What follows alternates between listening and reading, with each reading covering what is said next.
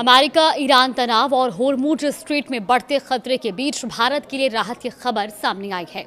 हालात मुश्किल जरूर हैं, लेकिन भारत की तेल और जरूरी सामान की सप्लाई अभी भी जारी है। नमस्कार, आप देख रहे हैं न्यूज़ 18 का डिजिटल प्लेटफॉर्म और मैं हूं आपके साथ जागृति खंतवाल। देखिए, युद्ध विराम के बाद भी होर्मुज स्ट्रेट पूरी तरह सामान्य नहीं हो पाया है और इस अहम समुद्री रास्ते पर आवाजाही काफी हद तक प्रभावित है। इसके बावजूद भारतीय जहाज लगातार इस रास्ते से गुजर रहे हैं ताकि देश में ऊर्जा और जरूरी सामान की आपूर्ति बनी रहे। होर्मुज स्ट्रेट दुनिया के सबसे महत्वपूर्ण समुद्री मार्गों में से एक है। खाड़ी देशों से निकलने वाला बड़ा हिस्सा तेल इसी रास्ते से दुनिया के अलग अलग देशों तक पहुंचता है और ऐसे में यहाँ किसी भी तरह का तनाव पूरी दुनिया की सप्लाई चेन को प्रभावित कर सकता है। लेकिन इस बीच जहाजरानी मंत्रालय ने बताया कि भारत लगातार हालात पर नजर बनाए हुए है और विदेश मंत्रालय के जरिए ईरान के साथ समन्वय भी कर रहा है। जरूरत और प्राथमिकता के आधार पर जहाजों की आवाजाही तय की जा रही है।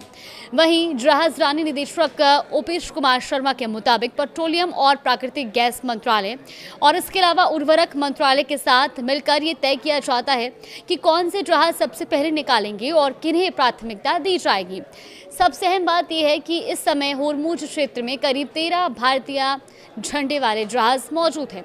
इनमें एलपीजी टैंकर, कच्चा तेल लेकर चलने वाले टैंकर, कंटेनर जहाज और बल्क कैरियर और एक ड्रेजर शामिल है।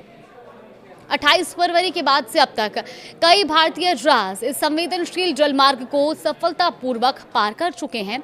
इनमें शिवालिक, नंदा देवी, जग लाड़की, पाइन गैस, जग वसंत, BW टायर, BW एल्म और ग्रीन सानवी जैसे जहाज शामिल है। यानी साफ है कि खतरे और तनाव के माहौल के बावजूद भारत ने अपनी समुद्री सप्लाई को रुकने नहीं दिया है।